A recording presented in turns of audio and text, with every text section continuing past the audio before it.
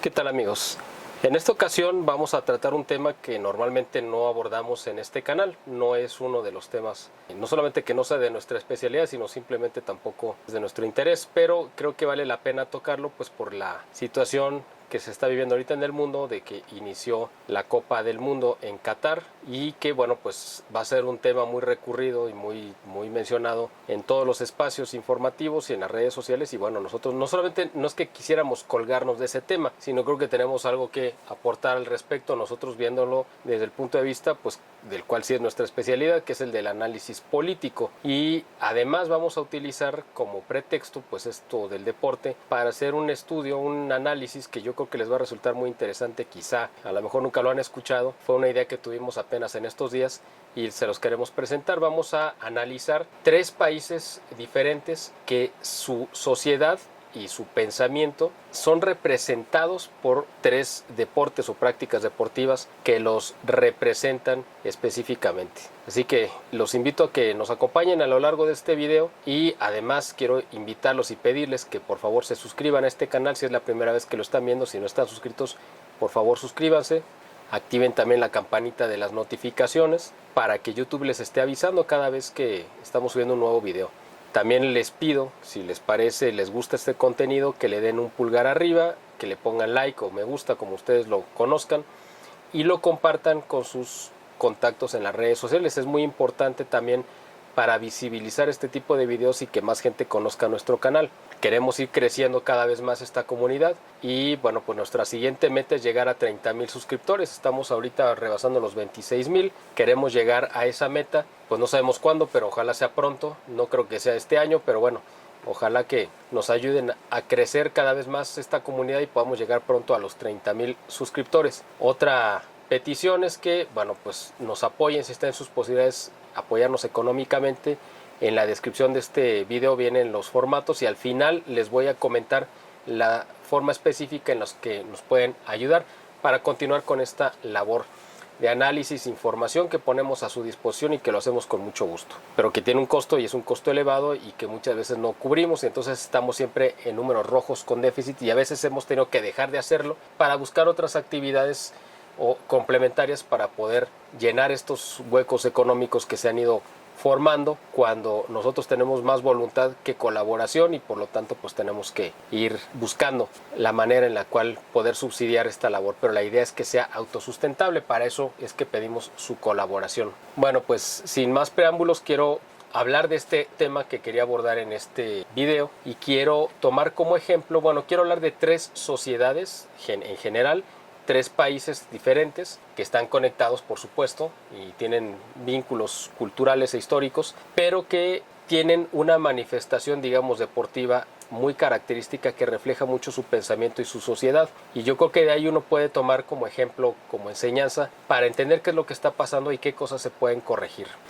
Por un lado vamos a hablar de Estados Unidos, vamos a hablar de México y de España. Y para cada país vamos a tomar como ejemplo pues un deporte que los representa a sus sociedades. Estados Unidos, bueno, pues practica todos los deportes que existen, pues toda la gama olímpica, por supuesto, más otros deportes que no están en el olimpismo, como es el fútbol americano. Y es precisamente de este deporte al que me quiero referir. Creo que de todos los deportes que Estados Unidos practica de manera profesional, quizá los 3 más importantes pues es el básquetbol, el béisbol y el fútbol americano. Me parece que el más antiguo, cuando menos el que se tiene más registros y todo, pues es el béisbol, como que es el que tiene más tradición. Sin embargo, el deporte creo yo más llamativo, más espectacular, más mediático y el que genera creo que más dinero es el fútbol americano. Y es precisamente, yo creo, y esa es la conclusión que he llegado, que el fútbol americano representa en su totalidad lo que es el pensamiento y la sociedad norteamericana. Y vamos a hacer ciertos paralelismos para que ustedes lo vayan viendo. El fútbol americano, no sé si a ustedes les guste o no, o lo hayan practicado, pero es un deporte muy llamativo. Va muy de la mano con la disciplina militar y de hecho se basa, para empezar, pues en crear una especie como de soldados que van totalmente armados. Es decir, llevan una armadura, que es este equipo que los recubre presente, porque es un deporte de contacto muy violento y necesitan ir protegidos para evitar, de por sí no son comunes las fracturas, pero cuando serían mucho más comunes si no tuvieran esta protección.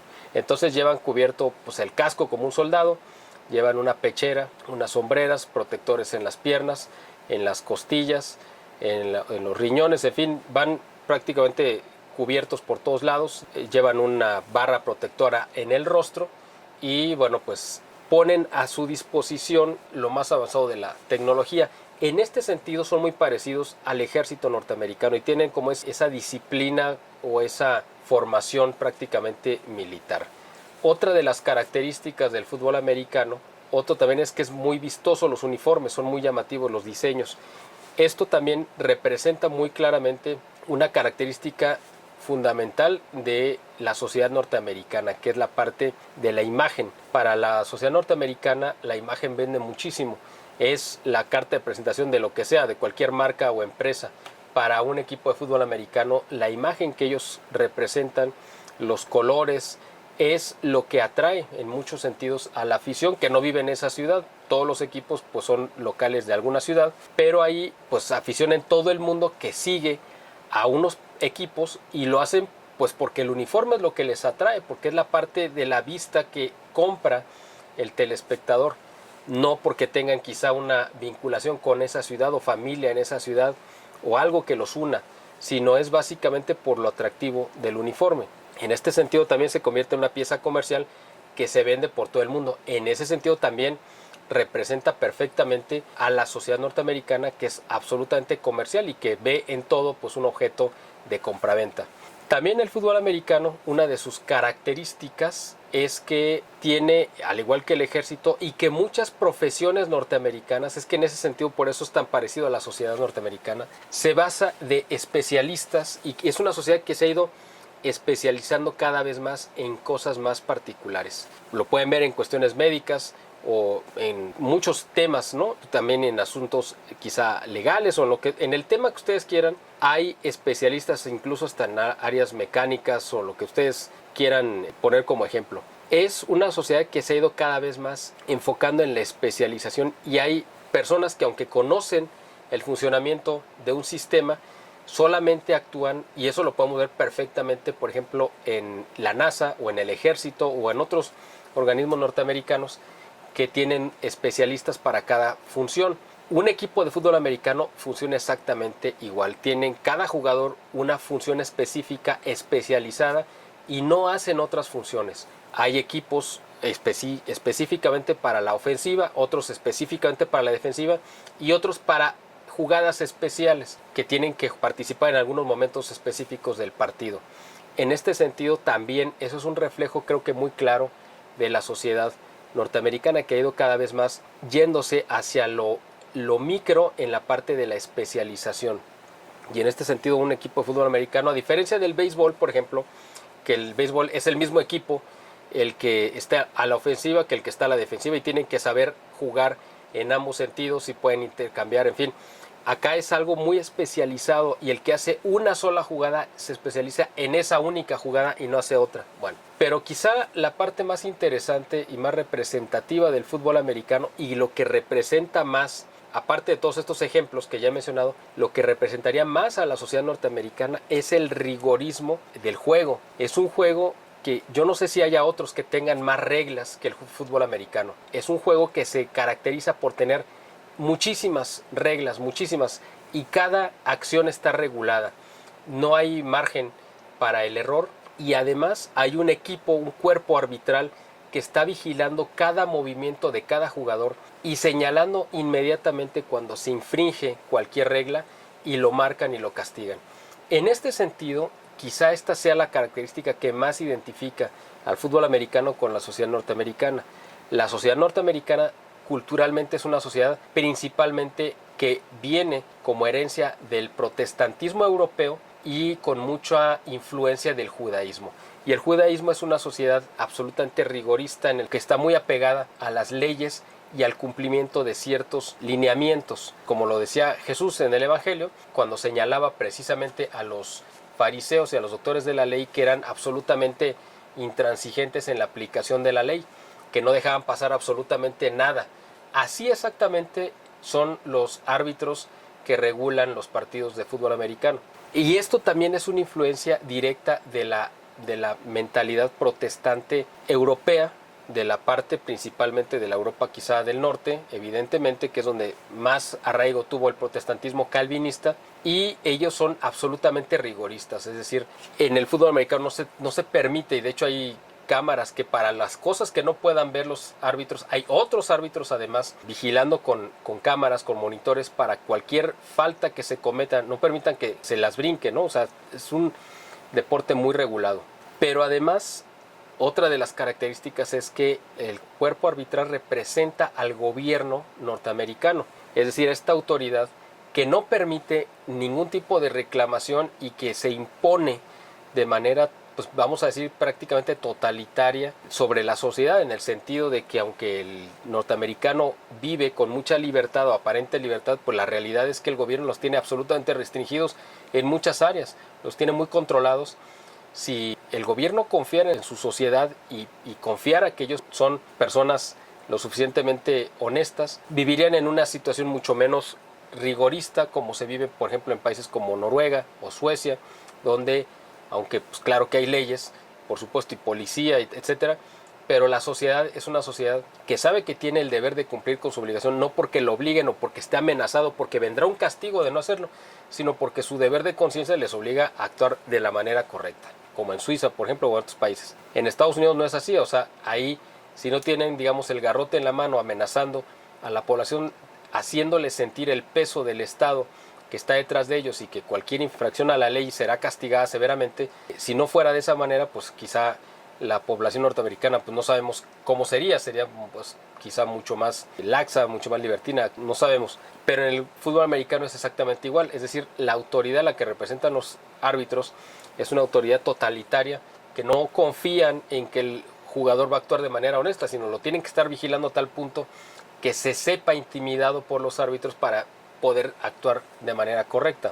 Sí hay forma de apelar, como la hay también en el gobierno norteamericano, cuando hay una decisión que parece o que es errónea, y pues los equipos técnicos, que además es otra de las especializaciones y otra de las características del fútbol americano, pues hay también no solamente un solo director técnico como en el fútbol que controla todo el manejo del equipo, es decir, hay una cabeza que a su vez tiene, como en el ejército, no tiene subalternos que controlan áreas específicas del funcionamiento del equipo, y cada uno pues es responsable de su área que le corresponde.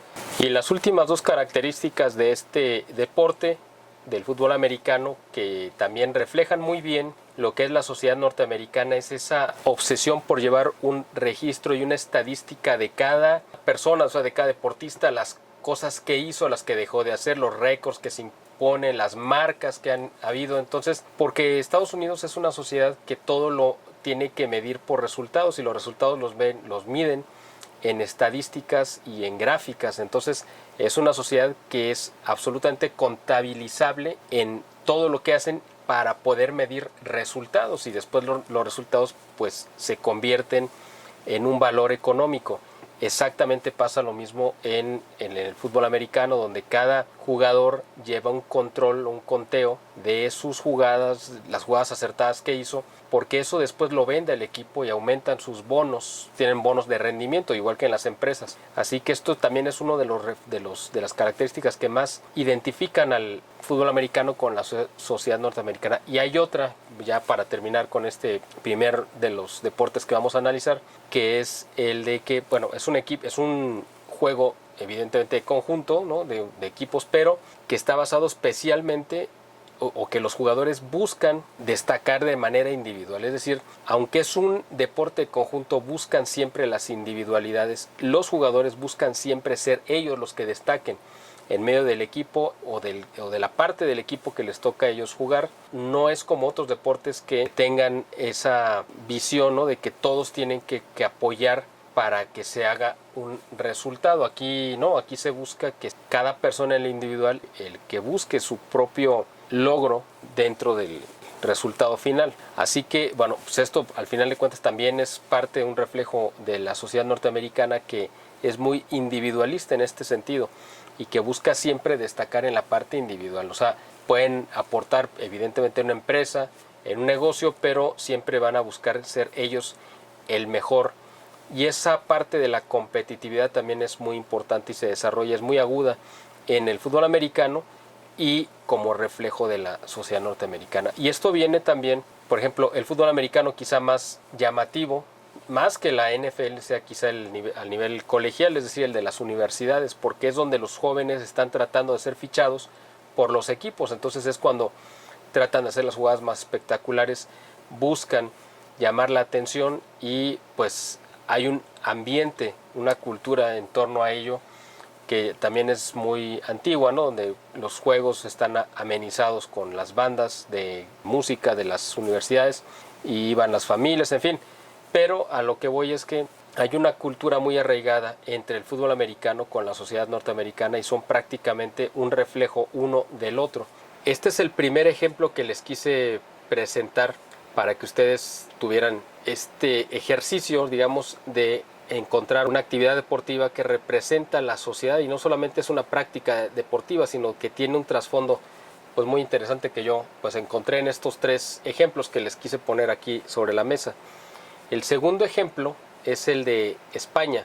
Y España, yo creo que la actividad deportiva que más lo representa es pues, la tauromaquia, porque es algo prácticamente intrínseco de España. Y en la tauromaquia también hay todo un trasfondo que representa a la sociedad española. La sociedad española, no sé ahora, quizá todavía hasta el tiempo de Franco era una sociedad profundamente religiosa, devocional como la de México, creyente, pero también por influencia de los musulmanes y de los gitanos, pues es una sociedad que cuando menos hasta cierto punto, no sé si de manera generalizada, pero hasta cierto punto es una sociedad supersticiosa, llena también de tradiciones y rituales. Eso es la tauromaquia precisamente. Aquí no voy a entrar en el debate sobre si es bueno o malo lo que sucede con los toros en el ruedo, si es una crueldad matarlos o estarlos lesionando. Yo no voy a hablar de ese tema, este no es el objetivo de este video, eso lo dejo pues a su criterio, pero a lo que me refiero es al conjunto en sí de lo que es la fiesta brava y lo que representa y lo que hay ahí presente. Para quienes, bueno, a lo mejor no lo tienen muy claro, la fiesta brava, los toros en España, pues es quizá el único práctica deportiva, de hecho para muchos ni siquiera se considera deporte, le llaman un arte, una manera artística de representar un drama en un ruedo. Yo tampoco voy a entrar en el debate si es arte, deporte o qué es, o es un espectáculo. Básicamente, pues yo lo considero deporte simplemente pues porque el que lo practica pues debe tener una condición física lo suficientemente ágil para poder enfrentar los desafíos que se le presentan en el ruedo. Los toreros generalmente pues son gente muy atlética, de muy buena figura, y quizá los toros, la tauromaquia, es el deporte más ritualizado que hay en el mundo. Hay prácticamente como una especie de liturgia en la tauromaquia, es decir, cada paso, cada movimiento, cada acto tiene un significado y casi todos están relacionados con algún aspecto de la fe. Cuando el torero se reviste para salir a la plaza, pues es como ver, no quiero tampoco herir ninguna sensibilidad ni que nadie se vaya a sentir ofendido con lo que voy a decir. Es un ejemplo, es un símil. Es como un sacerdote que se está revistiendo para la misa, es decir, hay pasos que se siguen, se van poniendo una cosa, otra, y en cada cosa pues van haciendo una oración específica, se están encomendando a Dios porque no saben si van a regresar, o sea, es decir, van a salir a jugarse la vida literalmente, a diferencia quizá de otro deporte, donde claro que en toda actividad humana pues hay un riesgo de muerte porque pues eso es inherente al ser humano, pero en la fiesta brava pues es más peligroso todavía. El hecho de que salgan revestidos con estos trajes, ¿no?, que les llaman de luces es básicamente pues porque son casi siempre de oro y reflejan la luz del sol, entonces brillan y parece que traen luces puestas con seda. Y son trajes pues, obviamente muy caros, hechos a medida por supuesto, muy finos en cuanto a la manufactura, y parece como si estuviera viendo uno una capilla barroca decorada, ¿no? A lo mejor ustedes han tenido oportunidad de visitar las capillas en Puebla, en Guanajuato, en Zacatecas, en algunos lugares del centro de México, incluso en la Catedral de la Ciudad de México, van a encontrar estas capillas de oro, ¿no?, labradas muy ricamente, de manera muy artística. Pues así son los trajes también de los toreros precisamente. Normalmente portan objetos religiosos, medallas, escapularios. ¿Por qué? Pues porque para ellos también, les repito, es una parte muy fundamental, esta parte espiritual. Quizá el toreo pues es el deporte más espiritual, como mencionaba también, más ligado a una religión como sería la católica, y algo que a mucha gente se le pasa de largo es que hay una representación simbólica de lo que se va a escenificar o que se va a presentar o que se va a presenciar en el ruedo. Cuando sale el toro representa los impulsos, representa los instintos, representa, digamos, la parte primitiva del ser humano, y el torero representa la parte racional, la parte de la voluntad y del raciocinio. Se enfrentan esa fuerza bruta y salvaje de los instintos contra la inteligencia y contra la racionalidad. Hay una desventaja evidentemente, porque en esta lucha, que se escenifica a lo largo más o menos de 30 minutos, dividido en tercios, cada tercio más o menos de 10 minutos, durante 2 de esos 3 tercios, uno de los 2 combatientes, que es el toro y el torero, uno de los 2 está totalmente inerme, no tiene ninguna arma de protección, y el otro está todo el tiempo armado y amenazando con matar. ¿Cuál es el que está armado de los 2? Pues el toro, ¿no? El toro, porque su cornamenta es su arma, pero todo su cuerpo pues es toda una máquina de matar. Y la cornamenta evidentemente es la culminación de toda la estructura del toro, que está hecha básicamente para atacar. El toro normalmente pesa alrededor de media tonelada en promedio, y un torero pues ha de pesar alrededor de 70 kilos, así que la desproporción simplemente en cuanto a masa y músculo pues es gigantesca. El torero se está enfrentando como si estuviera peleando contra varias personas al mismo tiempo.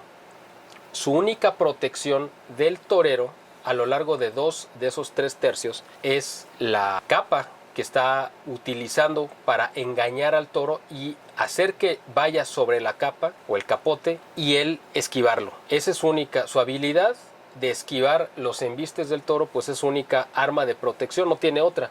La espada que tiene es una espada que no tiene filo, es decir, si quisiera con esa espada que trae en la capa, que simplemente le sirve de apoyo, si quisiera con esa atacar al toro, no podría hacerlo, porque es una espada que nunca le va a entrar al toro porque no tiene filo. Es una espada que simplemente le sirve de apoyo, como si fuera una especie de bastidor para detener la tela de manera más firme. En el primer tercio salen unos caballos con unos jinetes que se llaman picadores, con unas lanzas que lo que hacen es básicamente eso, picar en la parte del lomo del toro. Le dan normalmente 2 o 3 puyazos, que así se conoce, para que el toro empiece a sacar, a drenar un poco la sangre que tiene acumulada, y que con la excitación del ejercicio que está realizando, la furia que tiene, estaría propenso a que le diera un infarto a mitad de la corrida. Con ese puyazo permite que la sangre empiece a drenar hacia afuera y su presión arterial baja para evitar que vaya a morir antes de tiempo el toro. También se le ponen como complemento en el segundo tercio las banderillas. Esas banderillas son pues estos como palos forrados de colores muy vistosos, que normalmente son del color de la ganadería de la cual pues proviene el toro. Se le ponen también en el lomo, traen unos ganchos y que se le quedan prendidos al toro. Pues por supuesto que son dolorosos, por supuesto que sí, son tan dolorosos como cuando uno quizás se ponga un arete o un de esas que están muy de moda, ¿no? Esos metales que se ponen en los labios o en las cejas o en los oídos o en cualquier parte del cuerpo. Y el tercer tercio o la tercera parte es donde ya el torero cambia la capa, que al inicio es rosa, con la parte de adentro es amarilla, y la cambia por una capa que es roja por ambos lados, y ahí sí va a tener al final, pero solamente al final, en el último momento, es cuando va a cambiar esa espada que trae ficticia, vamos a decir, esa espada de utilería, la va a cambiar por una espada real. Pero es hasta el último momento, en los últimos segundos. Durante los otros 30 minutos el torero solamente sobrevive en base a su habilidad de engañar al toro, de evitar ser embestido, de jugar, digamos, de esquivarlo, y eso es precisamente el rito que representa, que es la razón y la voluntad, la inteligencia esquivando las tentaciones y domando y domesticando esa fuerza salvaje e impetuosa de los instintos y de los apetitos humanos en todos los sentidos, no solamente sexuales, pueden ser de la avaricia, de la codicia, de la lujuria, como ya mencioné, de la gula o de la pereza, lo que ustedes quieran. Eso es lo que representa el toro. Es decir, esto es una práctica totalmente simbólica y tiene un trasfondo que puede dejar una enseñanza espiritual. No significa con eso pues que para que uno aprenda pues tiene uno que estar matando reses cada vez que hay una corrida. Eso menciono, no me voy a meter en ese tema, pero quiero que sepan que sí hay una razón de por qué se lleva a cabo esto. Y el toro normalmente son negros, ya ahorita pues hay de muchos colores, pero generalmente son negros y representan también al demonio o las tentaciones que vienen del demonio, que es una bestia que trata de devorarnos o de matarnos literalmente. Y el torero con revestido de la gracia, y por eso trae esa vestimenta brillante del oro y de la seda que representa precisamente a la gracia y los sacramentos. Con eso es con lo que va a evitar o evadir los embates del toro junto con la capa. Es un acto totalmente religioso, la verdad, o sea, esa es la realidad. Si ustedes se pueden investigar, ese es el trasfondo de una corrida de toros. Independientemente, como digo por tercera vez, si ustedes están o no están de acuerdo con ella, eso no es el tema de este video.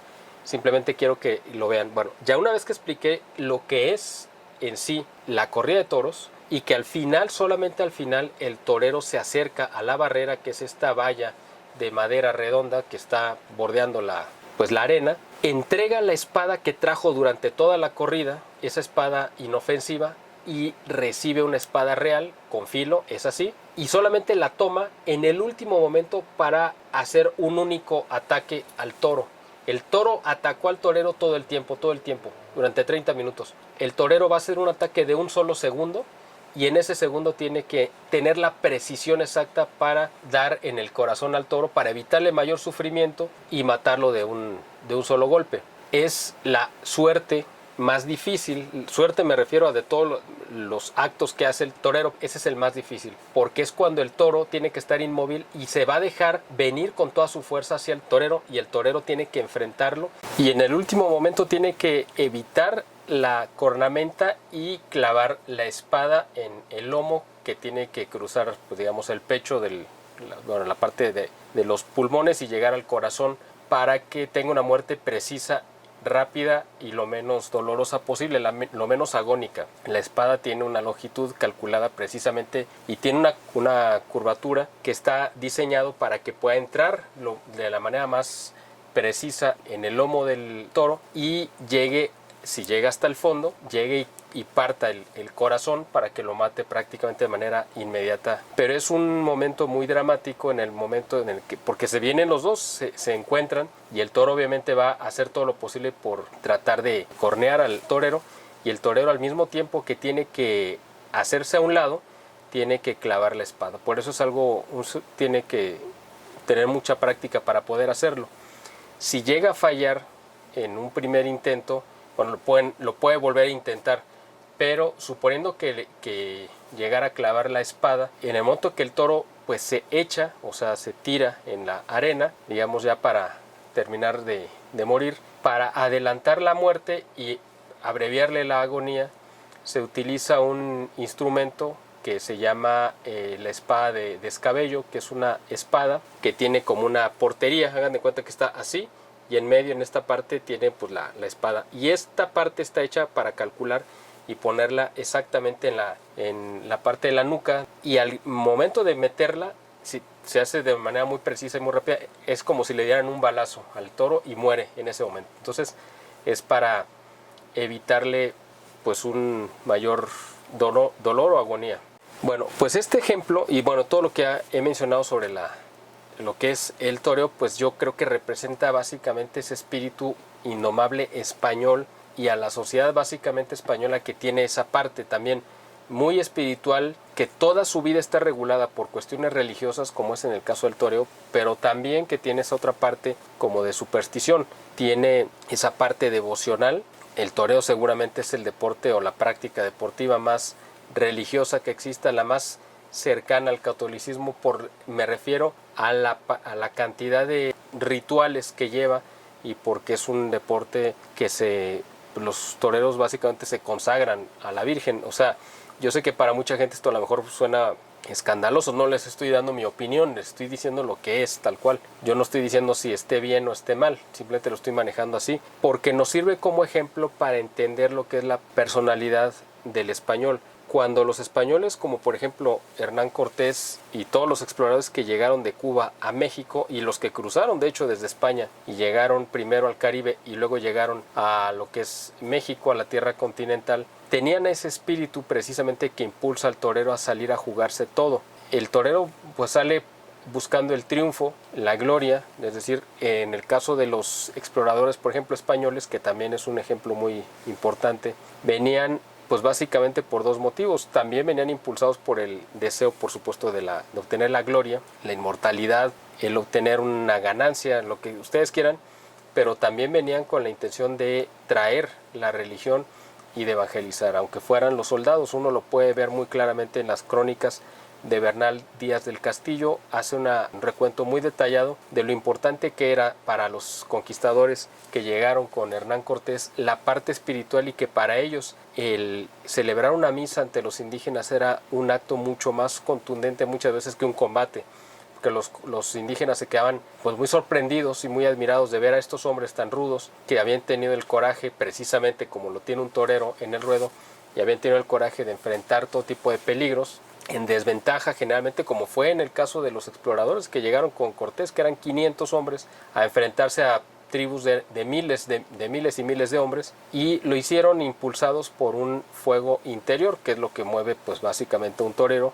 y que los lleva a proezas que otras personas no se atreverían a hacer. Yo creo que en ese sentido, por eso el toreo representa también la personalidad del español. Uno lo relaciona ya culturalmente, el toreo, con España, pero hay algo de mucho más trasfondo que, como en el caso que mencioné primero, del fútbol americano con la sociedad norteamericana, yo creo que el toreo y todo lo que representa, toda la mística que hay detrás, pues representa muy bien, creo yo, a la sociedad española. Y el tercer caso al que me quiero referir en este video es el del fútbol soccer y la sociedad mexicana. El fútbol soccer, como ustedes saben, pues es el deporte más popular que se practica en México. Yo creo que el 90% de la gente que juega algún deporte en la calle, o los niños en el parque, pues juegan fútbol soccer. Yo ya lo platiqué en algún video hace tiempo, una anécdota, pero creo que ahorita viene al caso. Cuando yo llevaba a mis hijos al parque, hace años, cuando eran niños, yo llevaba siempre una maleta algo voluminosa, llena de las cosas que íbamos a utilizar en el parque. Llevaba raquetas de bádminton, llevaba manoplas de béisbol con bolas de béisbol, llevaba un bat también, llevaba un balón de fútbol americano, llevaba un balón de básquetbol. Lo único que no llevaba era un balón de fútbol soccer. Entonces yo con mis hijos me ponía a jugar. A ratitos jugábamos una cosa y luego jugábamos otra y luego jugábamos otra, y era muy curioso ver a los niños, a los otros niños que todos estaban jugando fútbol, de repente dejaban de jugar para vernos cómo nosotros estábamos usando otras cosas que muchos de ellos ni siquiera habían visto. Y muchas veces nos pasó que, por ejemplo, se acercaban a querer jugar el bádminton. El bádminton es ese juego de raquetas con esto que se llama un gallito, ¿no? Para que la gente que no sepa qué es el bádminton, pues es ese juego que nosotros lo conocemos como gallito, y los niños pensaban que era muy simple y casi hasta se burlaban, ¿no? Cuando yo les daba una raqueta para que ellos practicaran, no podían ni siquiera atinarle a pegarle al gallito, y ya es cuando se dieron cuenta, o cuando se daban cuenta, lo complicado que era. Y es muy divertido, ¿no? Y además es un muy buen ejercicio, pero se necesita mucho control motriz para poderlo dominar. Igual pasaba con el béisbol. Yo llevaba unas pelotas de béisbol profesional, pero son como para niños, que tienen una cubierta un poco más blanda, no son tan duras como las que se utilizan en el béisbol. Y yo lanzaba con mi hijo, y mi hijo tenía una manopla y yo tenía otra, y nos lanzábamos la bola, y llegaban otros niños a quererlo hacer y se daban cuenta lo difícil que era también, no solamente lanzarla, sino cacharla. Igual pasaba con el balón de fútbol americano. Entonces para ellos era algo muy extraño ver que de repente había alguien que llevaba otro tipo de cosas que ellos jamás habían visto, o que no era común cuando menos, y todos los demás niños jugando fútbol soccer. Bueno, a lo que voy es que pues es algo muy popular y que representa muy bien, creo que a nuestra sociedad, desgraciadamente, porque yo también lo he dicho ya en alguna ocasión, el fútbol soccer es el reflejo en una cancha de fútbol de lo que es nuestro sistema político actual, bueno, actual y desde hace muchos años, el que surgió de la Revolución Mexicana prácticamente.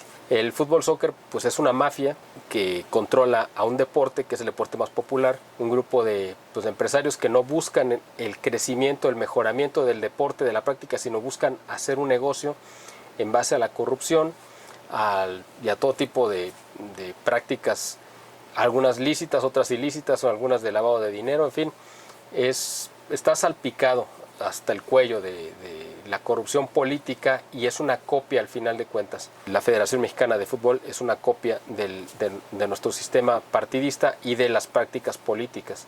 El hecho de que, por ejemplo, bueno, los mexicanos tienen la capacidad, yo creo que está demostrado, de triunfar en Europa. En Europa me parece, yo que no soy un conocedor del deporte, pero eso es lo que a mí me parece, es donde se juega el mejor nivel de fútbol en el mundo. ¿Por qué? Porque hay muchísima competitividad y están todos más o menos al mismo nivel. Y ahí, precisamente por esa exigencia, el nivel es cada vez más alto allá. A diferencia, por ejemplo, de los dos lugares donde se practica mejor el fútbol en América, que es en Brasil y en Argentina y quizá en Uruguay, el nivel es alto, pero no es quizá tan exigente o no está tan competido como en Europa, que es un espacio mucho más pequeño, hay muchos más equipos peleando y tienen más presupuesto y calidad. Entonces eso necesariamente se traduce en resultados y en un mejoramiento constante del deporte. En México, como evidentemente más que una práctica deportiva se busca una ganancia económica, se ha impedido que el fútbol mexicano pues realmente avance y se desarrolle como debería de estar. Digo, no hay una relación entre la afición con el nivel de fútbol, pero esto no significa que los jugadores o que el mexicano no tenga la capacidad de destacar. La tiene y tan la tiene que muchos deportistas mexicanos se han ido a Europa y han triunfado y se han convertido en jugadores muy destacados y fundamentales para sus equipos. El asunto es que en Europa ganan menos dinero que en México. Ese es el problema y esa es la trampa. Aquí en México les pagan demasiado por un rendimiento mediocre y en Europa les pagan de acuerdo a su rendimiento. Eso necesariamente se traduce en que el jugador se va a esforzar por dar un mejor rendimiento y va a ser mejor jugador al final de cuentas. Entonces todos los jugadores del mundo buscan, así como los artistas o los actores que quisieran tener una proyección mundial, pues tienen que buscar Hollywood como ese lugar donde se puede convertir uno en una estrella a nivel mundial. Pues en Europa es donde se convierten los grandes jugadores de fútbol en las grandes figuras. El asunto aquí en México es que se impide que ese proceso se dé. Aquí, al contrario, se incentiva toda una serie de problemas sociales que creo yo que por eso nos representa también el fútbol, que están muy arraigados. En el fútbol nacional se incentiva siempre, desde hace mucho, es más, desde cualquier nivel, no tiene que ser el fútbol profesional, la trampa, el engaño y el victimizarse. Eso es algo muy común, ustedes lo saben, les estoy describiendo lo que ven en un partido común y corriente, pero ese es un reflejo también de la sociedad mexicana, que es un problema muy arraigado y que creo que debemos de resolver. Les voy a comentar como anécdota, a mí me tocó leer de pasada, no sé si en un periódico o en una nota de algún medio que por ahí quizá pesqué por Facebook, no recuerdo exactamente, una declaración del que entonces era, me parece, director técnico de las Chivas Rayadas del Guadalajara, me parece que era Benjamín Galindo, que tengo entendido que también fue jugador en Chivas, y él decía que lo que le decía en la entrevista, él comentaba que él le insistía mucho a sus jugadores en que tenían que ser muy mañosos, en que él los incentivaba a tratar siempre de engañar al árbitro y de fingir faltas o sea, lo veía como una virtud, algo que es una cuestión deleznable, y los motivaba a que lo hicieran. Y eso uno lo ve en un partido, es decir, se busca siempre esa parte del engaño, de la mentira, de la farsa, del fraude, y eso se traduce en actos que la gente los convierte en cotidianos en su vida diaria, porque uno dice, bueno, si un futbolista lo está haciendo y se le aplaude, es decir, finge un penal, por decir algo, ¿no? Y el árbitro cae en la trampa, en el engaño, le compra la mentira y meten un gol, pues están ganando a pesar de hacer trampa y la gente lo festeja, lo celebra y se convierte en un ejemplo y en una motivación. Entonces la gente dice, bueno, yo voy a hacer lo mismo, yo voy a llegar a la meta aunque sea cometiendo actos indebidos. Ese es un problema. Otro problema, como lo mencionaba, es la victimización. Ustedes saben que también es muy común que en el fútbol los jugadores siempre busquen, también como parte del engaño, fingir faltas y hacerse siempre las víctimas. Y ese es un problema muy arraigado que tenemos como sociedad que no hemos podido resolver. En lugar de enfrentarnos, como en el caso, por ejemplo, de los españoles o incluso los norteamericanos, que tienen esa capacidad no solamente de reponerse a las... Por eso el fútbol americano es tan llamativo en este sentido, y ahorita regreso al soccer, porque uno puede ver que está prohibido rendirse antes de tiempo, es decir, hasta que termine el partido es que los jugadores siguen peleando como si aún tuvieran una oportunidad de ganar o de revertir un resultado adverso. Esa idea y esa convicción de la competencia hasta el último momento no la tenemos aquí. Normalmente en México, desgraciadamente, nos derrotamos demasiado pronto en muchos aspectos de la vida, y eso lo vemos en el fútbol también, que es, a diferencia del fútbol que se juega en Europa, que ustedes tienen, lo ven, me imagino, si lo ven, es un fútbol muy ofensivo, siempre tirando el balón hacia adelante, haciendo jugadas muy largas, muy vistosas además, muy bien trazadas. En México el fútbol es muy echado para atrás. Llegan normalmente a la media cancha y empiezan a jugar para atrás y empiezan a regresar el balón hacia el portero, empiezan a subir, llegan a la media cancha y se regresa. O sea, es un fútbol realmente en ese sentido pues muy mediocre, ¿no? Muy conformista. Tratan de conseguir un empate en lugar de ir por una victoria. Y si van perdiendo, pues dicen, ya esto ya no tiene vuelta de hoja, en lugar de buscar a lo mejor un empate. Es decir, hay una mentalidad detrás que refleja muy bien la sociedad mexicana y se ve reflejada en la cancha de fútbol. Es por eso que yo quería tomar como ejemplo estas tres prácticas deportivas y que ustedes vieran pues que representan muy bien estas sociedades, porque al final de cuentas los deportes también tienen esa parte que no sé si es buena o mala de servir de inspiración a la sociedad. No debería de ser así, pero bueno, eso es lo que tenemos, la gente los toma como modelos, y desgraciadamente si ven a un deportista mediocre que se conforma, que hace trampa, que engaña, que se victimiza, pues eso es lo que la gente empieza a hacer. Y ustedes pueden pensar que no, que lo que se ve en la cancha termina ahí. Pues no, la gente, desgraciadamente en México, la religión que domina en nuestro país, más que la Iglesia Católica o la religión católica, pues es la del fútbol. La gente tiene toda una liturgia en torno al fútbol, y los domingos pues pueden ir a misa como un ritual, pero el fútbol para ellos es el evento central sobre el que giran muchas de las actividades, y le ponen la atención y le entregan su energía, incluso su dinero. Mucha gente que compra los souvenirs de los equipos o de su equipo favorito, que compra boletos para ir al estadio, en fin, y no hace nada de eso, por ejemplo, por su crecimiento espiritual, ¿no? Es decir, lo que le cuesta un boleto, pues a lo mejor le costaría lo mismo un libro, o a lo mejor el libro le cuesta menos y le daría mucho más riqueza a su vida que ir a ver un partido y gritar y aventar, no sé, el hielo o los vasos o lo que sea, y gritar majaderías, en fin. Ese es el problema, y ese es un problema cultural muy arraigado que tenemos en México. Yo en alguna ocasión les comenté que estaba en la Ciudad de México comiendo con un amigo, y en la mesa que estaba junto se sentó Luis Fernando Tena, que había sido director técnico, me parece que de la selección. En ese momento creo, no estoy seguro, que era el director del Cruz Azul. Pues yo lo vi y pues yo sabía que era, pues sabía quién era, ¿no? Simplemente no tenía muy claro si era el director en ese momento del Cruz Azul. Después me lo dijeron, y él iba con un acompañante, y mi amigo pues le iba a la América, y entonces le dijo, oye, y empezaron a platicar cosas de fútbol entre mi amigo y él. Y el acompañante de Luis Fernando Tena pues se puso a platicar conmigo, simplemente pues para no quedarnos cada quien en su mesa solo. Y pues le platiqué que yo vivía en Guadalajara y que era de la Ciudad de México, en fin. Y él se quedó muy sorprendido porque me hizo un comentario sobre el estadio del OmniLife, el estadio nuevo de las Chivas. Y yo le comenté que, bueno, en Guadalajara pues hay 3 estadios de fútbol, ¿no? El Jalisco, que es el tradicional. Está el estadio 3 de marzo, que fue del equipo de los Tecos de la Autónoma. Ahorita pues no sé, creo que ese equipo, no sé si, bueno, vendieron la franquicia, no sé de quién sea, si se fue a otra ciudad o no tengo idea. Y está el estadio pues de Chivas, ¿no? El OmniLife. Y yo le comenté a esta persona que yo, pues la verdad es que no conocía ni siquiera el Estadio Jalisco, nunca he entrado al Estadio Jalisco. Tengo 27 años viviendo en Guadalajara y nunca he entrado al Jalisco. Nunca he visto, por lo tanto, un partido de fútbol aquí, jamás. Y él estaba muy sorprendido, o sea, prácticamente decía, es que no lo puedo creer, o sea, ¿cómo es posible? Pero tus hijos, le dije, no, pues a mis hijos menos, o sea, si yo no he ido, pues ellos menos. Jamás han visto un partido de fútbol. Y él no lo podía creer, decía, pero ¿cómo es posible que no? Le dije, a ver, ¿cuánta gente conoces que haya llevado a sus hijos a la ópera o al teatro? Yo he llevado a mis hijos al teatro y a la ópera. Yo prefiero que vayan ahí a que vayan a ver un partido de fútbol. Y él estaba muy sorprendido. Yo le dije, ¿usted ha llevado a sus hijos a la ópera? No, pues no. Ah, bueno, pues yo sí. Y pues él estaba, bueno, que simplemente no lo podía creer. Y me dijo, pero es que tienes que llevarlos porque es una cuestión cultural. Le dije, no, cultura en el estadio no hay. diversión y otras cosas puede haber, pero cultura no. Para cultura pues están los museos, están las bibliotecas, están, como mencioné, pues, están los teatros, salas de concierto, en fin, ahí sí hay cultura. Acá no la hay.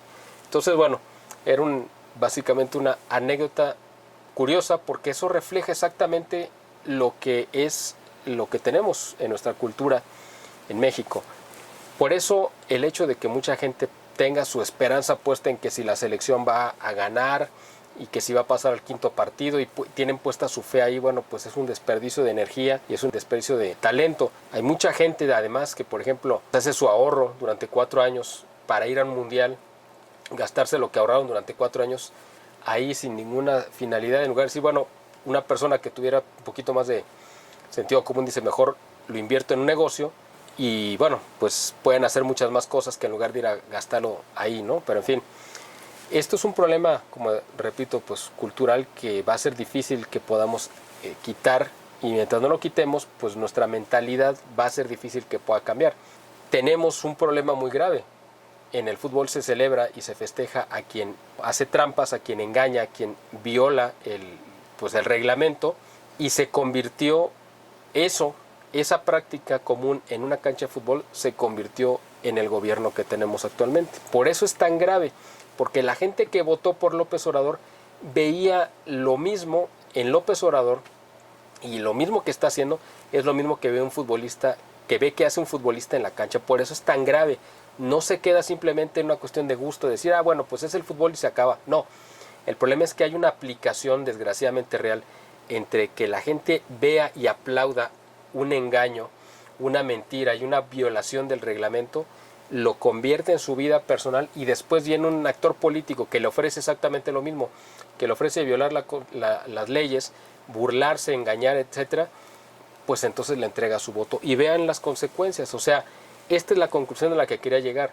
El problema que tenemos actualmente en México tiene mucho más que ver con una cancha de fútbol que con algún otro aspecto quizá de la vida cotidiana. Yo sé que a lo mejor mucha gente no había hecho esa relación, pero así es tal cual. Entonces, pues ya simplemente para concluir, así como el fútbol americano representa, creo que de manera muy ejemplar, lo que es el pensamiento y el actuar del norteamericano, que no se da por vencido, que sigue luchando hasta el final, igual que el español que está dispuesto a dar su vida por alcanzar un objetivo, que no tiene miedo, que no se acobarda y que en contra de las posibilidades de triunfar se avienta de todos modos y ha hecho grandes proezas gracias a ello y ha logrado grandes hazañas.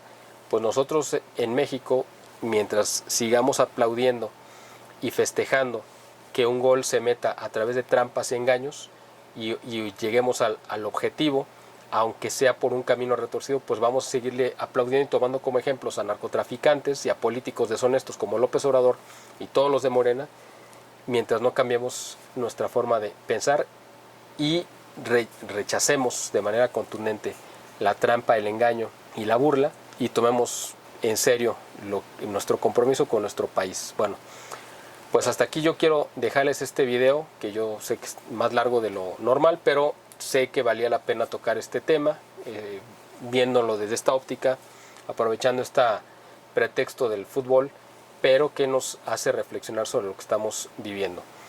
Como siempre, los invito a que se suscriban a nuestro canal si es la primera vez que nos están viendo, que lo hagan y activen las notificaciones si les pareció adecuado y de acuerdo a su criterio nuestro contenido. Les pido que lo compartan con sus contactos en las redes sociales, que le pongan el pulgar arriba o me gusta para que más gente pueda ver este contenido, y también les pido, si está en sus posibilidades, que nos puedan apoyar materialmente para poder continuar con este tipo de trabajo, de labor que hacemos con mucho gusto al servicio de ustedes, pero que también lleva pues un costo alto para poder entregarles este tipo de material. Lo pueden hacer de muchas formas, ya saben, aquí en la descripción del video aparecen los formatos cómo nos pueden apoyar a través, por ejemplo, de domiciliar una contribución mensual a través de nuestra cuenta de PayPal, o pueden hacernos una transferencia o depósito directo a nuestra cuenta de Banamex. Pueden también apoyarnos adquiriendo nuestros productos. Tenemos varias opciones. Una es nuestra pasta de dientes natural y nuestro desodorante natural. Ahorita tenemos el desodorante en existencia solamente, pero más adelante vamos a tener ya la pasta también. Otro es comprando y descargando el libro que tengo sobre persecuciones a la Iglesia Católica a lo largo de los 2000 años de existencia. Es un libro que yo creo que les puede resultar muy útil y lo pueden descargar directamente a nuestra página, esta página que están viendo aquí en pantalla. Y otra es que pueden comprar y descargar los discos que tenemos a su disposición, 2 dedicados a cantos religiosos, himnos a Cristo Rey, y otro dedicado a exaltar la belleza y el orgullo de nuestra identidad nacional. Y la última pues es a través de YouTube, que nos da algunas herramientas para que puedan ustedes también contribuir comprando de estos como incentivos o stickers o algunas opciones que pone YouTube a su alcance también y que nos ayuda. De cualquiera de esas formas nos pueden echar la mano para que podamos continuar con esta labor. Les agradezco como siempre el favor de su atención y espero verlos pronto en un siguiente video.